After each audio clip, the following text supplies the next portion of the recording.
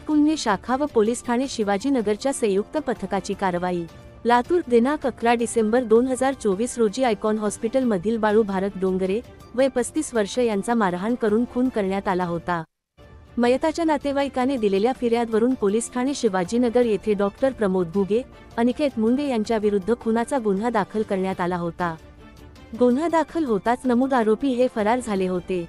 Police अधीक्षक सोमय मुंडे, अपर police अधीक्षक doctor Ajay Deore यांचे मार्गदर्शनात गुन्ह्यातील फरार आरोपीचा शोध घेण्याकरिता स्थानिक गुन्हे शाखेचे व पोलीस ठाणे शिवाजीनगरचे अनेक पथक तयार करून वेगवेगळ्या ठिकाणी रवाना करण्यात आलेले होते। सदरचे पथक गुन्ह्यातील फरार आरोपींचा शोध होते।